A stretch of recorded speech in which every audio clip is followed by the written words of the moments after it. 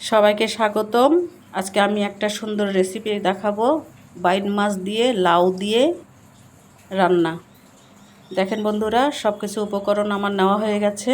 আমি পেঁয়াজ, কাঁচামরিচ এখানে নিয়েছি এবং সব রকম মশলার গুঁড়া, হলুদ, লবণ, জিরে গুঁড়া, শুকনো মরিচ গুঁড়া, গোটা জিরে, শুকনো মরিচ, তেজপাতা, ধনেপাতা এসব নিয়েছি। আপনাদের এখন রান্না করে দেখাবো কিভাবে রান্না করতে হয়। খুব সুন্দর একটা রেসিপি, খেতেও খুব স্বাদ লাগে। আমি আগে রান্না করে খেয়েছি বন্ধুরা, তার জন্য চিন্তা করলাম যে আপনাদেরকেও দেখায়, আপনারাও একটু রান্না করে খান।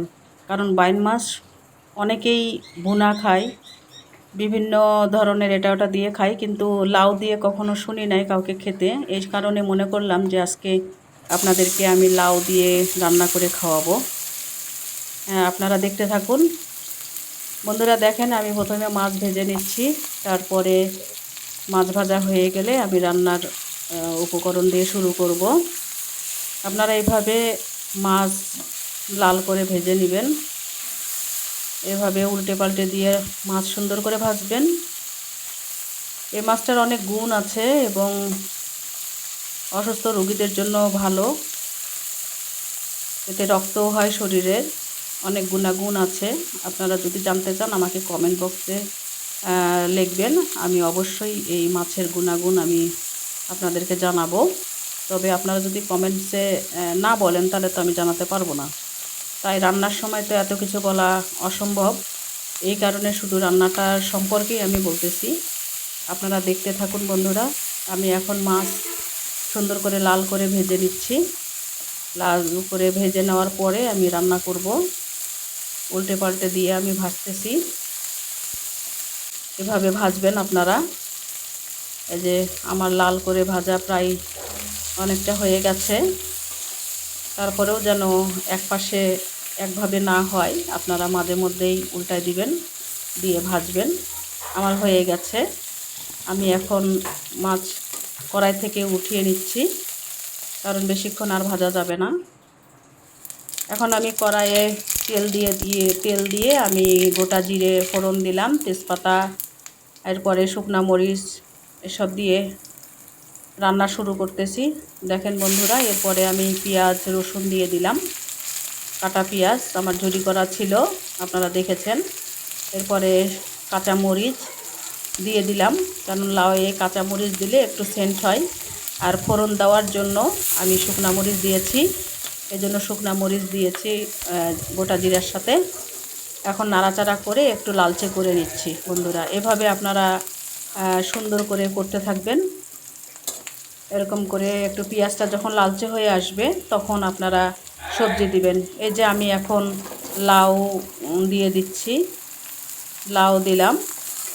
এরপরে নাড়তে থাকবো, মানে সব রকম যে উপকরণ আমি দিয়েছি তেলে, সেগুলোতে আমি নাড়াচাড়া করে সব কিছু অ্যাড করে নিব, মিশিয়ে নিব।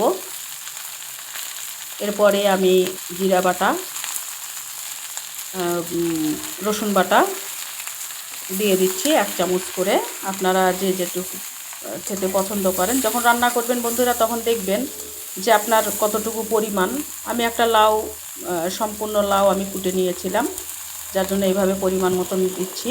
আমি লবণ দিয়ে দিলাম স্বাদ মতন, হলুদ 1 চামচ হলুদ পরিমাণ মতন আমি দিয়েছি। কারণ সাধারণত লাউ তো অত কালার আসে না, একটু সাদা সাদা ভাব হয়েই থাকে, বেশি লালচে ভাব হয় না। এ কারণে আমি পরিমাণ মতন যেটুক দরকার সেটুকুই আমি দিয়েছি। হলুদ দিয়ে দিলাম। আবার এখন আমি কষাতে থাকবো। কষায়ে আমি ঢাকনা দিয়ে দিব বন্ধুরা, কারণ এটাকে সিদ্ধ হতে লাগবে। আমি ঢাকনা দিলাম, আবার শর্টকাটে দেখানোর জন্য, এত অনেক দীর্ঘ সময় লাগবে, তাই ঢাকনা দেওয়ার পরে পানি আছে। লাউ তো পানি জাতীয় একটা জিনিস, সেই জন্য লাউ থেকে পানি বের হয়েছে। এই যে পানি, আমি আলাদা করে কোনো পানি দিই নাই। লাউ থেকে যা পানি বের হয়েছে এতে সিদ্ধ হয়ে যাবে, তাই আমি সেইভাবে রান্না করছি। আমার লাউ প্রায় সিদ্ধ হয়ে গেছে।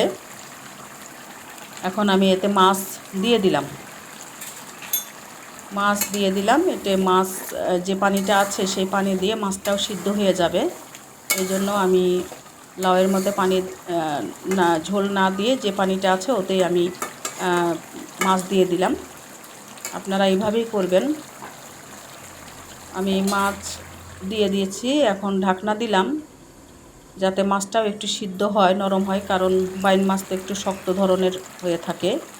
আপনারা যারা খেয়েছেন তারা জানেন যে একটু শক্ত কচি মাছ, বাইন মাছ একটু শক্ত হয়ে থাকে। এই জন্য এই পানিতেই যেন মাছটাও সিদ্ধ হয়ে যায়। তো আমি চিন্তা করলাম যে একটু সেন্ট হওয়ার জন্য, স্বাদ আরও বেশি পাওয়ার জন্য আমি একটু সামান্য ধনেপাতা লাউয়ে দিয়েছি। এতে ধনেপাতা দেওয়াতে আরও সুন্দর একটা স্বাদ আসে। আপনারা ধনেপাতা দিবেন। আর যারা পাতা খেতে পারেন না, অনেকের অভ্যাস নাই, ধনেপাতা খাওয়া বন্ধ করে, সেজন্য আপনার ধনেপাতা নাও দিতে পারেন। তাহলে একটা টিপস আছে, সেটি হলো যে আপনারা গোটা জিরে লাল করে ভেজে নিয়ে সেটাকে গুঁড়ো করে তারপরে আপনারা ধনেপাতার বদলে সেটাকে নামানোর আগে দিবেন। এতে সেটাতেও টেস্ট হয়, ধনেপাতার কাজ করে। যারা ধনেপাতা খেতে পারেন না তাদের জন্য এই টিপস। আপনারা এভাবে করে দিবেন।